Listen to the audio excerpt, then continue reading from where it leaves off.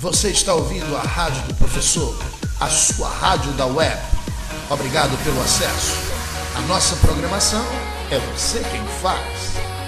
Envie a sua sugestão de pauta para o nosso programa e nós entraremos em contato com você.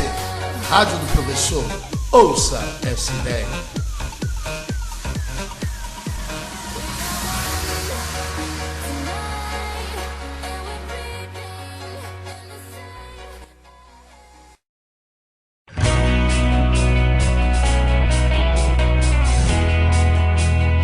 Puxa, vocês são mesmo fãs da Moranguinho, hein? E se vocês fossem do tamanho dela? Ia ser incrível!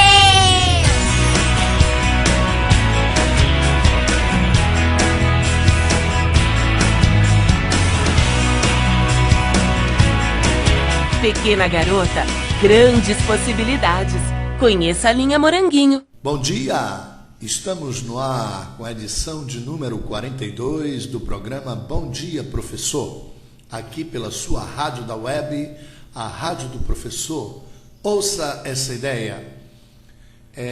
Começamos esse programa agradecendo aí, como sempre, aos contatos, aos e-mails que recebemos, elogiando, dando os parabéns, fazendo crítica a essa série de programas, que será uma série de 3 programas, de uma entrevista-aula do doutor, cientista e pesquisador Elcimar Coutinho. Nós queremos dizer que, em relação a algumas afirmações de alguns e-mails, que nós somos sim informadores de opinião, mas a gente quer deixar registrado aqui que nós não temos a competência científica, nem tampouco o embasamento científico para poder afirmar como verdadeiras todas as colocações do cientista Elcimar Coutinho. O nosso trabalho aqui é um trabalho voltado para a informação, para o lazer e para o entretenimento. E todo o embasamento científico e todas as afirmações são de responsabilidades do doutor Elcimar Coutinho, que vem afirmando em inúmeras entrevistas que ele é uma pessoa polêmica, sim. Então, não somos os detentores da verdade. A verdade é um processo de revelação periódica, à medida que vão havendo as pesquisas, que vão havendo as comprovações científicas dessas pesquisas. Portanto, mais uma vez agradecendo a todos os comentários, gostaria de dizer que o doutor Elcimar Coutinho é uma personalidade reconhecida internacionalmente na área de reprodução humana. E vale ressaltar que o CEPAR, que é o Centro de Pesquisas de Reprodução Humana, está à disposição das pessoas de baixa renda. Então, homens e mulheres, não é, que queiram saber como ter acesso a alguns tratamentos, alguns benefícios, procure o CEPAR e, com certeza, lá um atendente fará o encaminhamento para a sua, digamos assim, necessidade. É uma instituição aberta às pessoas de baixa renda. Acho que vale a pena procurar. Então, dando sequência, dando assim seguimento à entrevista feita pelo Roberto Dávila no programa Conexão Dávila, vamos exibir hoje, com muito orgulho, a segunda parte dessa entrevista-aula, onde são abordados vários temas em relação à reprodução humana e à saúde como um todo. Então, com vocês, está no ar a segunda parte da série especial da entrevista com o Dr. Elcimar Coutinho, entrevista aula.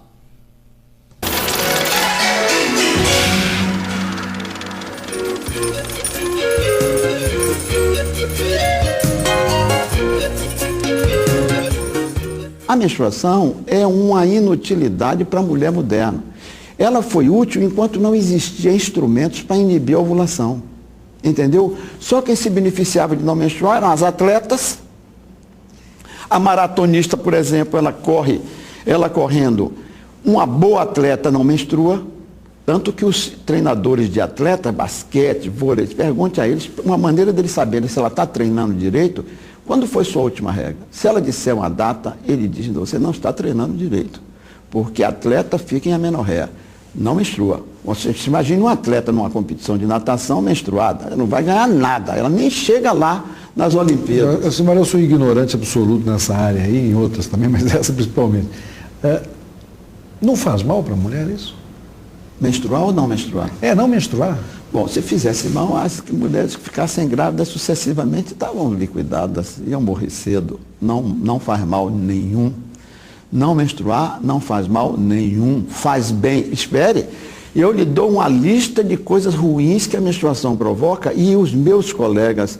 Eu fiz um bocado de inimigos um dia que fiz uma conferência de abertura do Congresso Brasileiro de Ginecologia e Obstetrícia em Recife. Todo o Brasil lá. Todos os professores de ginecologia estavam lá e eu sabia que o pessoal caía de pau em mim na minha ausência, né? Quando eu chegava junto, ninguém falava no assunto. Então eu já aproveitei, estava lá o vice-presidente da República de então, que foi vice-presidente de Fernando Henrique, o Marco Maciel, presidindo a sessão, um bocado de solenes lá, tá a banda de música na entrada, e eu olhei ali, tinham 3.000 pessoas sentadas no auditório lá do Centro de Convenções. Eu disse, é hoje. Eu ia fazer a conferência de abertura. Meus senhores, me perdoem, quem veio aqui para ouvir eu falar de política médica e de educação médica, perdeu tempo. Porque eu vou falar de menstruação. E vou dizer por quê. Porque estão presentes aqui as maiores autoridades ginecológicas do Brasil. Estou vendo aqui na minha frente meus colegas professores. Todos os grandes ginecologistas estão aqui. Vamos ter um congresso de uma semana. O Brasil inteiro, o ginecológico está presente. Então eu vou falar de menstruação e vou dizer qual é a minha tese a respeito da menstruação, da necessidade de suprimir esse sangramento inútil. E eu ainda não tinha escrito meu livro. Isso foi em 82, 20 anos atrás. E já vi uma inquietação na plateia que eles não gostaram daquilo. Ele vai pregar uma peça na gente. Me convidaram para fazer a conferência de abertura, problema meu. E fiz a conferência. Quando acabei de falar, durante mais de uma hora e meia, eu disse, bom, eu agora vou parar, porque eu tenho ouvido críticas indiretas à minha tese. E aqui está a minha tese apresentada para os senhores. Eu gostaria que, publicamente, se tiver alguém na plateia que se oponha a esta tese, me acenando, talvez, olha, falo com você depois, alguma coisa que não queira falar aqui no palco, se quiser falar, eu dou aqui o palco para me dizer o que é que eu deixei de fora, onde é que eu estou me omitindo, onde é que a menstruação faz bem, como é e por que ela faz bem. Eu gostaria de dar o espaço aqui. Se não quiser falar, se expor, peço que me procure depois para conversar comigo, porque eu estou trabalhando nisso há 20 anos. Já li tudo que existe sobre menstruação, dentro e fora, desde a primeira menstruação, descrita pelo nosso pai da medicina, Galeno, defendendo a menstruação como uma sangria boa, que era para tirar a sujeira do corpo da mulher, para tirar a sujeira da cabeça dela, do corpo dela. Até hoje nunca encontrei nada que fosse contrário a isso. Eu vou parar de falar por alguns minutos e espero que alguém se manifeste. Comecei a andar no palco assim. Fiz mais de 100 inimigos naquele dia, mas ninguém abriu a boca. Até hoje, ninguém abriu a boca. Você está falando de coisa de 20 anos atrás. Hoje se tornou alguma coisa normal isso, então? Hoje ninguém mais. Não, hoje no mundo inteiro. Os médicos perguntam à paciente se quer menstruar ou não. A paciente, aliás, exige, porque eu digo, nos meus programas de televisão, quando eu fazia um programa matinal aqui na TV Bandeirantes, fiz 10 anos. E eu sempre dizia, quando você for seu médico, que ele disser que você use tal anticoncepcional, pergunte a ele se você não pode tomar o anticoncepcional ininterruptamente. Se ele disser que não pode, pergunte por quê. Se ele disser que é para menstruar, dizendo não menstruar, não. O doutor Elcimar disse que menstruação é quando a mulher ovula e não engravida. Eu estou tomando a pílula, não ovulo, né, doutor? Então, para que é que eu tenho que sangrar? E se ele não lhe responder, você mude de médico. Eu dizia isso no programa. E quase toda semana eu repetia isso. Então, a menstruação é um sangramento por deprivação. A mulher, quando engravida e não leva a gravidez adiante, ela tem uma menstruação. Está entendendo? Quando ela ovula e não copula, ela tem uma menstruação. Então, isso não serve para nada. Agora, e faz mal menstruar? Como faz? Tal de TPM, não sei o quê. 90% dos problemas da mulher são decorrentes dessa menstruação, que é inútil, é absolutamente inútil. Hoje, depois dos anticoncepcionais. Antes eu não posso culpar os meus colegas médicos que, como eu, não sabiam como evitar isso, a não ser fazendo a mulher ficar grávida, ou tirando os ovários, ou tirando o útero. Pois bem, a menstruação provoca TPM, tensão pré-menstrual, que atinge metade das mulheres. Acaba casamento, acaba emprego, acaba amizade. Certo? E acaba com a vida de muitas mulheres. Nesse meu livro novo, que eu vou lançar agora, que se chama Vivendo Sem Regras, tem pacientes, várias pacientes suicidas, que me procuram, inclusive aqui no Rio, eu tenho 2 tentativas de suicídio, ou melhor, 2 que tentaram suicídio várias vezes, e que me procuraram há 5, 6 anos atrás, e que nos últimos 5, 6 anos viraram pessoas normais, nunca mais pensaram no assunto. Mulheres que se separaram e depois que pararam de menstruar foram procurar o marido de novo, etc. Então, veja bem, TPM, anemia. As mulheres são naturalmente anêmicas, vírgula. Elas são anêmicas porque sangram todo mês. Se não sangrarem, não ficam anêmicas, ficam igual os homens. Vão ficar competitivas fisicamente e mentalmente, porque não serão anêmicas. Um homem anêmico como a mulher, ele não é produtivo, ele não é competitivo nem física nem mentalmente. Essas 2 são 2, assim, importantes. Em terceiro vem a endometriose. Você já ouviu falar de endometriose? Não. É a principal causa de infertilidade da mulher. É provocada pelo refluxo do sangue menstrual. Quando a mulher menstrua, o sangue sai e entra pelas trompas e derrama dentro da barriga. Toda mulher, quando está menstruada, tem um lago de sangue dentro da cavidade abdominal. É só fazer uma outra sonografia no 4º dia da menstruação, que os médicos não gostam de fazer, porque está menstruada. Mas faça para ver o lagozinho de sangue lá dentro. Esse lago de sangue é reabsorvido, mas nem sempre. E quando ele não é, se desenvolve uma doença chamada endometriose, que é responsável por 90% das cólicas menstruais das mulheres. Causa infertilidade e pode causar até a morte. Bom, esse é um tema que você defende com muita... Enfim, conhecimento de causa, você está a vida inteira nesse trabalho, mas eu quero voltar um pouquinho para a questão do hormônio. A menstruação tem que ver alguma coisa com o hormônio, não? Sim. A menstruação é provocada por causa das subidas e, sobretudo, por causa das descidas do hormônio. A menstruação e o aborto são provocados pela mesma coisa que provoca o trabalho de parto, que é a queda dos hormônios. Se você pegar uma mulher que está na menopausa há 10 anos, que ela sem menstruar. Uma tia sua que está há 10 anos na menopausa. E disse, tia, eu quero tirar a prova de uma coisa que o doutor Osmar me disse. Eu quero que você tome um anticoncepcional durante uma semana. Disse, para quê? Não, eu quero testar. Ele me disse que se a senhora tomar um anticoncepcional durante 3 dias, uma semana, 1 mês ou 2 meses, quando a senhora parar, vai ter uma menstruação. Pode apostar que ela vai ter uma menstruação. Se você pegar uma criança que tomou o anticoncepcional da mãe, uma menina de 5 anos de idade, com outro pequenininho ainda. Se ela engoliu o anticoncepcional da mãe, achou bonitinho, comeu alguns, daí uma semana ela vai menstruar. Isso se chama de sangramento por deprivação. Todo sangramento é por deprivação hormonal.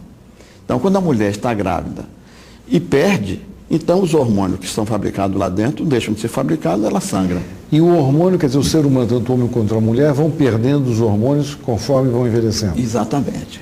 Os picos vão diminuindo e tal e tal. Isso, então, baixa o apetite sexual, muda... Isso mesmo. Uma das coisas importantes aí do ciclo menstrual diz respeito à libido da mulher. Você sabe que a mulher leva essa má fama de la donna è mobile, porque ela tem 2 fases no ciclo menstrual. A fase pré-ovulatória e a fase de gravidez. Quando a mulher ovula, ela está pseudográvida, até menstruar. Quando ela menstrua, ela está abortando. As mulheres aprendem a abortar antes de aprender a ter filho. A menina de 10 anos começa a abortar. Aquilo é um aborto ovular. Está entendendo? Voltando ao hormônio, né? O hormônio é essa substância fundamental para o ser humano, né? Certo. Que é um pouco a fonte da vida. Para todos os bichos. Para todos os bichos. Nós estamos falando de ser humano. Certo. O tratamento hormonal que se faz hoje, ele é perigoso? Ele traz doenças, o câncer, próstata, o homem no caso? Ótima pergunta essa sua, difícil, essa merecia o programa inteiro, né? Porque a realidade é que os hormônios não provocam câncer. Os hormônios não provocam câncer, como, por exemplo, não é fumar um cigarro que lhe mata, está entendendo? Não é fumar um cigarro que lhe dá câncer. Não é nem fumar um cigarro por semana que lhe dê câncer. O problema de qualquer veneno, qualquer substância é veneno dependendo da dose. Se você der água demais para o indivíduo, ele morre com edema de pulmão, morre afogado. Pois é. Se der comida demais, não precisa dizer o mal que faz comer demais, né? Então, o problema, já dizia os médicos do passado, que não existe veneno, existe dose. Então, quando você dá hormônio em excesso, você pode provocar um monte de doenças, não é só câncer, não. Provocar hepatopatias graves, esplenomegalia, enfim, uma variedade de doenças. Então, o segredo é o indivíduo individualizar a dose do hormônio que ele vai dar para uma pessoa que precisa do hormônio. Por exemplo, existe hormônio na tireoide, a tiroxina e a triotironina. Se você tira a sua tireoide porque você teve um câncer, você vai deixar de dar o hormônio da tireoide porque você acha que foi o hormônio da tireoide que provocou o câncer da tireoide? Não. Se não der hormônio, você morre, porque o hormônio da tireoide é indispensável à vida. Então você tira a tireoide e dá o hormônio da tireoide para ele. Quando as mulheres chegam na menopausa, todo mundo receitava hormônios para elas. E a maior parte receitava errado. Isso daí é que deu mau nome, entendeu? Qualquer coisa que você usa e abusa... Quer dizer, a dosagem do hormônio, tanto para o homem como para a mulher. E eu vou contar um episódiozinho assim, interessante, porque nada como uma anedota isolada para exprimir o resto. Eu uso implantes de testosterona para homens e para mulheres. São implantes de silicone que eles vêm com a carga do hormônio para 1 ano ou para 1 ano e meio, dependendo da... É colocado debaixo da pele. Se usa um aparelhozinho chamado trocar especial para colocar debaixo da pele. Eles são fabricados com autorização da Anvisa e eles são fabricados no nosso instituto lá em Salvador, à disposição de qualquer médico. Os de estradiol são hormônio feminino, da testosterona hormônio masculino. As mulheres recebem os dois, porque sem testosterona a mulher não tem libido, não tem orgasmo. E quando ela tem uma dosezinha de testosterona... Isso começa normalmente com 50 anos? Não, às vezes já começa a mulher jovem que não tem orgasmo, já não tem orgasmo. Aliás, a mulher não foi feita para essa finalidade, ela foi feita para atrair o macho. O macho que não pode deixar de ter orgasmo, porque sem orgasmo ele não ejacula. A mulher pode deixar de ter orgasmo porque ela é engravida sem orgasmo. Até contrariada e sofrendo dor. Até dormindo. Até dormindo, até sob anestesia e até em estado de coma, como foi aquela menina lá nos Estados Unidos que engravidou, depois de 2 anos de estado de coma, engravidou, teve o filho em estado de coma. Certo? Pois é. Então, é desnecessário. É útil, mas é desnecessário. Então, quando a mulher começa a ter deficiência do hormônio, é geralmente quando ela chega na menopausa. Ela começa a deixar de ter estrogênio. O estrogênio acaba quando ela entra na menopausa, o que é uma injustiça. Eu acho que é uma regra da natureza malvada. Porque a mulher com 50 anos, às vezes antes, com 40, às vezes antes, com 30 e poucos, ela entra na menopausa, ela deixa de ser atraente. Ela deixa de ter aquele cheiro que a mãe tinha. Entendeu? O que o homem busca numa mulher realmente é uma substituta para a mãe dele. Do ponto de vista da biologia, não tenha dúvida. Qualquer bicho, ele não sabe disso. Por isso o homem dependente da mulher sempre. O homem é sempre mulher dependente. O homem que não é mulher dependente tem alguma coisa estranha com ele, certo? Manda ele para o médico para examinar. Porque a gente está condenado a sofrer na mão das mulheres. Na mão das mulheres. Estamos condenados. Agora, a mulher que é mãe mesma, essa não vai se fazer sofrer. Ela vai cuidar da gente como a mãe. A minha tese é que o homem fica com a mulher que trata a gente como uma substituta da mãe. Se preocupa com a gente, com a cor do sapato, com a roupa que você está usando. É uma mãezinha, com essa que a gente fica, geralmente. Quer dizer que o homem é uma criança de certa idade. É uma criança de certa idade. E às vezes fica mais criança ainda do que quando era criança. Mas o fato é que ele é um bebezinho na mão, né? Vai escovar os dentes, não vai, pintia o cabelo e tal. Não diga uma grosseria dessa. Enfim, é uma mãe, tá entendendo? Lhe orientando na vida porque ela quer o seu bem. Uma que não está prestando atenção a isso, está prestando atenção a ela, essa daí não vai ficar com você muito tempo, não. Portanto, tem que prestar atenção à outra, porque essa está indo embora. Bom, Mas então, quando ela deixa de ter os hormônios, ela perde essa atratividade, ela perde o cheiro de mulher. Agravado porque isso acontece no momento em que ela tem acesso a desodorantes, a perfumes, que acabam com o restinho de cheiro que ela possa ter. Aí ela realmente... E da mulher para o homem também tem essa coisa do também cheiro? Tem. Tem. A mulher também tem que sentir um cheiro no homem. Um homem que bota muito perfume é um parceiro desastroso. Ele não tem que ter o mau cheiro da sujeira. Claro. Ele tem que ser limpo, mas ele tem que ter um suor que tenha cheiro de homem, certo? A não ser que a mulher tenha uma testosterona muito alta e ela prefira outra mulher. Isso também pode acontecer. Os casais homossexuais femininos, geralmente, uma das duas tem uma testosterona intermediária entre a do homem e a da mulher. É, com certeza. Eu já tenho muitos casais que eu acompanho há muito tempo e é assim que é. Mas a mulher tem um nível de testosterona muito alto. Ela começa a enxergar o peito da outra, a coxa da outra, da amiga e tal, e já começa a ter um comportamento, já fica com o cérebrozinho um pouco masculino, certo? Isso quando ela está no intervalo. Eu tenho um capítulo em livro de endocrinologia mostrando quando é que isso passa, né? Passa de 200, quando passa de 200 nanogramas por decilitro de testosterona, ela começa a chegar na no woman's land, que já é pré-homem, sabe? E aí a coisa fica diferente. Ela tem mesmo um jeito masculino, às vezes tem uma voz um pouquinho mais grossa e tal. Tanto que a mulher, quando faz reposição hormonal com testosterona na menopausa, eu digo, olha, sua dose boa é essa. Ah, mas eu fiquei com orgasmo ótimo, estou com a libido excelente, eu queria um pouquinho mais. Olha, um pouquinho mais já vai poder fazer você começar a enxergar as mulheres.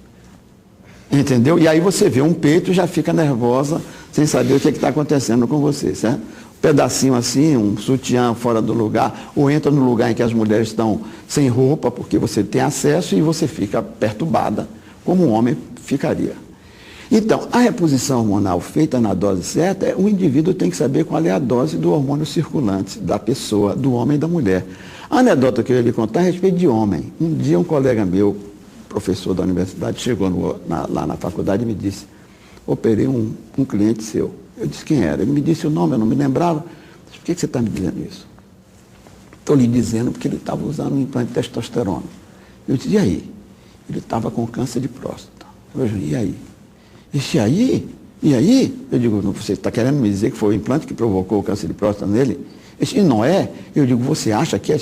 Não, eu não acho, não. Os urologistas todos acham. Eu digo, que urologistas? Isso é fulano e fulano. Eu disse, esses caras não têm categoria para achar nada. Você tem que achar um livro de urologia que diga que esses implantes provocam. Ou então você aproveita e escreve um artigo dizendo que você já descobriu qual é a causa do câncer de próstata. Vai ganhar o prêmio Nobel, porque ninguém sabe. Se você está brincando comigo, não, eu lhe ajudo a escrever. Você vai dizer que você já operou mais de 400 casos de câncer de próstata e que neste caso você encontrou o meu implante. Aliás, diga que esse implante foi colocado há 5 anos atrás e que está desativado há 4, porque ele só dura 1 ano. Mas você vai descrever que você acha, como professor de cirurgia, que a causa do câncer de próstata é esse implante. Espere, aí eu não vou dizer isso, não. Você vai dizer e vai dizer qual foi a causa do câncer de próstata nos outros 400 que você operou, porque dos outros você ainda vai descobrir. Ele usa implante. Quer dizer que se a dosagem hormonal for correta, normalmente, se a pessoa não tiver uma tendência, porque o câncer às vezes é uma tendência ou não?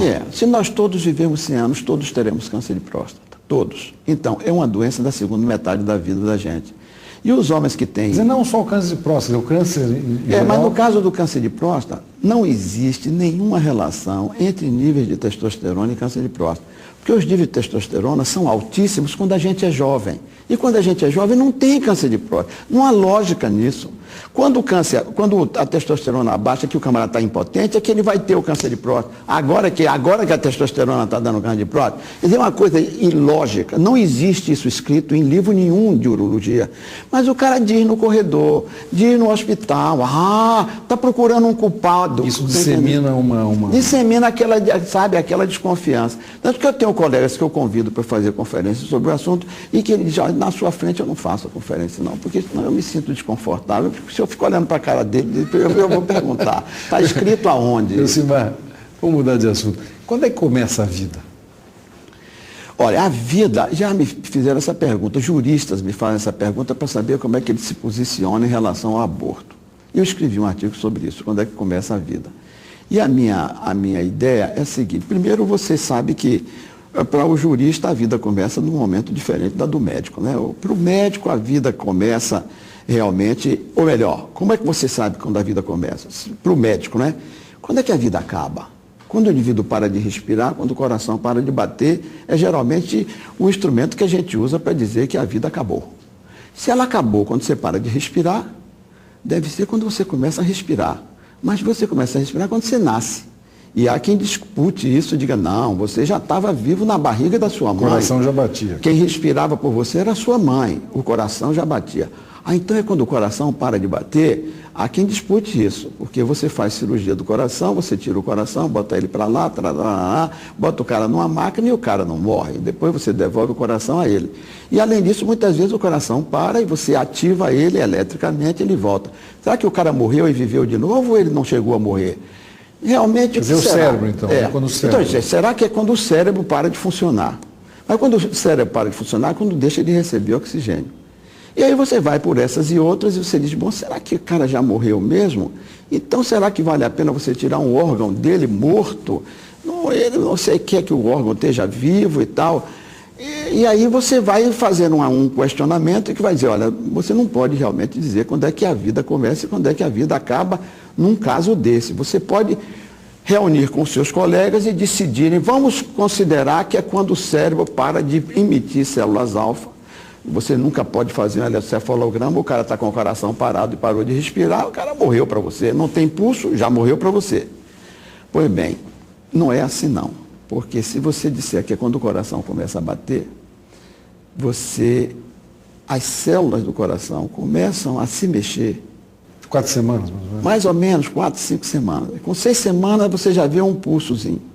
Num local em que há uma concentração de células, mas ainda não tem coração. Será que é ali que começa? Ou não é antes? Não. E aí eu lhe pergunto, espermatozoide é vida ou não é? Antes da fecundação? Antes da fecundação. Espermatozoide é um ser vivo ou não é ser vivo? É porque é morto? O espermatozoide é morto? O espermatozoide deve ser vivo, né? Claro. Então o espermatozoide já está vivo. Então quando você se masturba, que joga aquilo ali fora, você está provocando um genocídio. Está matando milhões de seres vivos, ou não é? Você congela a vida, congela. Você congela o espermatozoide, você congela um embrião. Quer dizer que você pode congelar a vida? Ai, que coisa interessante, hein? Congelar a vida. Então, como é? Se o movimento é que lhe diz que uma coisa está viva ou está morta, como é que um ovo congelado está vivo? Os juristas disputam isso, você não pode fazer. Você chega para uma mulher e pergunta para ela, você doa seus óvulos? Ela diz, por quê? Diz, não, porque tem uma pessoa aí que não pode ter óvulos e queria óvulos. Ela está com 50 anos de idade, quer ter filho. Se você der os óvulos, o marido dá o espermatozoide e a gente coloca isso nela. Eu disse, não quero não. Disse, mas seus óvulos estão congelados. Aí disse, mas filho meu, eu não quero na barriga de outra mulher não. Disse, você prefere que a gente jogue no lixo? Prefere. Depende, claro. Depende da pessoa, né? Mas você bota para ela. As mulheres vão fazer bebê de proveta. Tem lá 10 embriões. Ela bota 2, tem os 2 filhos dela e o resto. Você vai doar? Não vou doar, não. Quero o filho meu nascendo por aí, não. Você prefere ele morto? Quando você faz a fertilização in vitro, você geralmente faz muitos. Não, deve fazer muitos, para você ter a alternativa. Porque quando você bota 2 ou 3, você vê qual é o que está se desenvolvendo e retira os outros. O que você faz com os outros? Mata. Se eles estiverem atrapalhando, você mata. Está entendendo? Porque se o médico injeta cloreto de potássio, mata. O embrião, ele mata. Então vai ser preso, assassino, matou os bichinhos que... Se ele deixar todos, é capaz de não nascer nenhum. Então, para nascer um, geralmente se sacrifica o mais fraco. Ou seja, quando a vida começa, a gente depende. Não, a vida realmente não começa. A vida começou. Quando começou a vida no universo. Aí começou a vida. E essas células começaram a se multiplicar, estão se multiplicando até hoje. Você tem no seu corpo 30 trilhões de células que se multiplicam diariamente. A maior parte delas se multiplica até de uma hora para outra. A mucosa de sua boca é renovada de um dia para o outro. Você não tem mais nada da boca que você tinha anteontem, que você comeu e gostou. Aquela boca você não tem mais. Você tem uma mucosa toda gerada nas últimas 24 horas. Por causa disso, quando você fere a boca, você não tem que botar remédio nem tomar antibiótico, porque um epitélio novo se forma em cima. Tem animais que renovam a pele, nós renovamos a pele uma vez por semana. Quer dizer, aquele pó que tem na casa das pessoas é pele, é como couro de cobra. Uma vez por semana. O sangue, de 3 em 3 meses. O tubarão renova a pele dele de hora em hora. Se ele não renovar, ele perde a velocidade. Você pegar um tubarão assim, pescou, a pele vem na sua mão. Solta. Entendeu? Você sabe que você pinta o fundo de um barco para não ter ostra, né? Mesma coisa. Me diga uma coisa, essa dança fantástica que é o universo, chamar assim, essa coisa perfeita que é o ser humano, né? Para um cientista, quem é que fez isso? Essa é ótima pergunta, né? Olha, para o cientista, geralmente o cientista, quem menos acredita na existência de Deus são os cientistas. A Academia de Ciências de Nova York é onde você tem a maior concentração de descrentes. São mais de 90% dos membros da Academia de Ciências que não acreditam na existência de Deus com aquele caráter religioso que os religiosos procuram atribuir. Quer dizer, é um Deus que tem dono. Esse da religião tem dono, né? Religião católica são os donos do Deus deles e dos muçulmanos. E só provoca guerra, discussão e tal, cada um achando que é.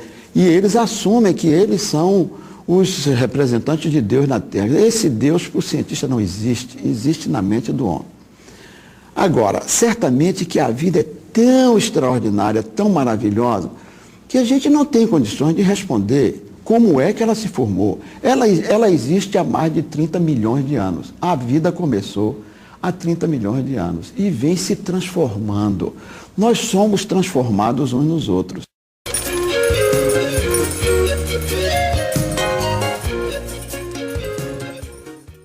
Estamos de volta.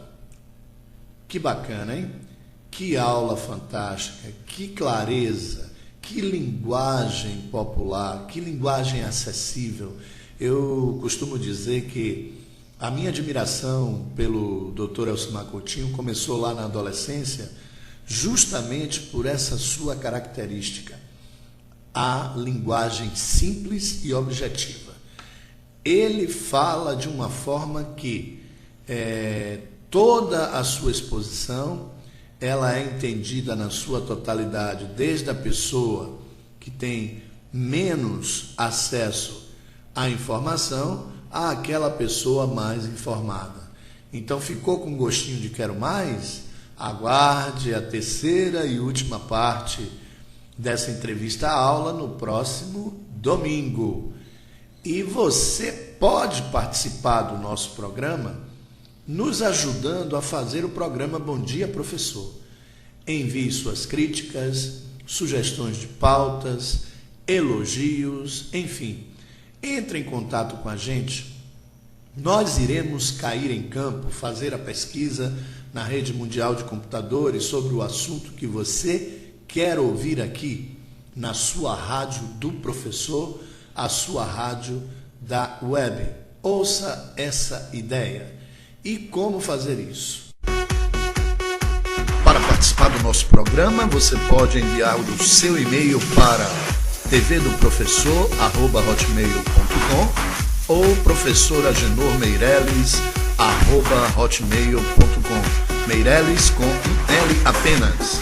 Ligue também para os nossos telefones 8736-6164, 9274-5208, 8240-1475 ou 9612-9377. Participe, mande a sua sugestão de pauta, nós entraremos em contato com você. Rádio do Professor, ouça essa ideia. O melhor do Google agora na sua mão. Avisa se você vai chegar a tempo no cinema, se vai precisar de um casaco e até onde jantar depois do filme.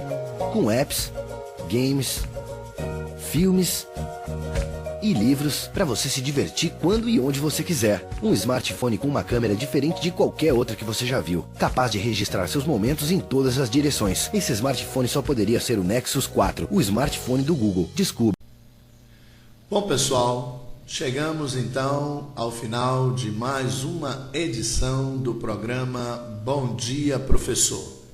Eu espero que a gente possa ter colaborado para que o seu domingo tenha se tornado um domingo mais proveitoso, onde você pôde esclarecer dúvidas, ampliar os seus conhecimentos e assim ficar por dentro de um assunto que é tão assim necessário à nossa sociedade e principalmente por conta dos nossos jovens e adolescentes que começam na fase já entre a puberdade, né, e a adolescência, despertar para a sexualidade.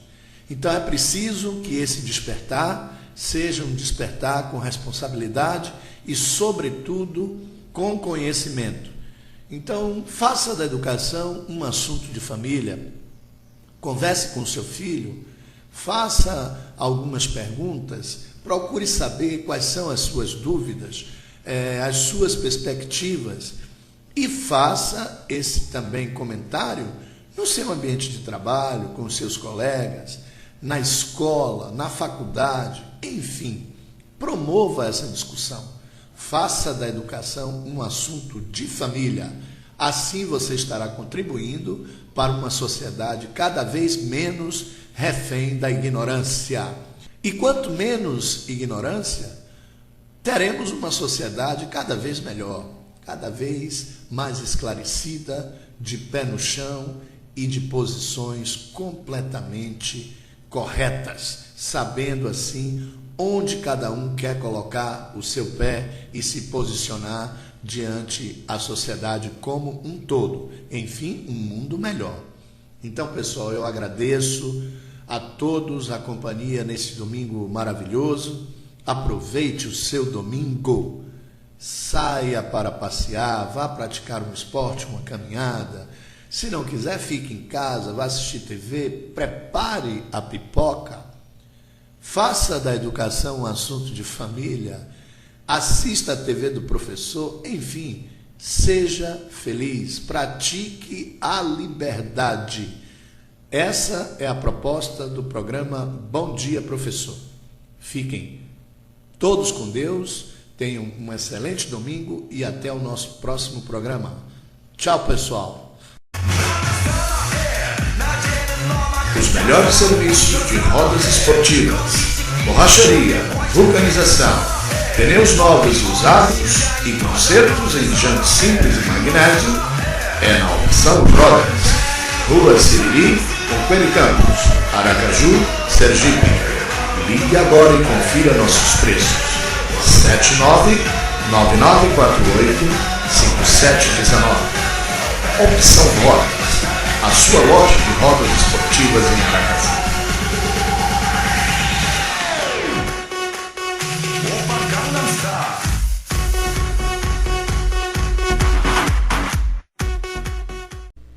Você está ouvindo a Rádio do Professor, a sua rádio da web.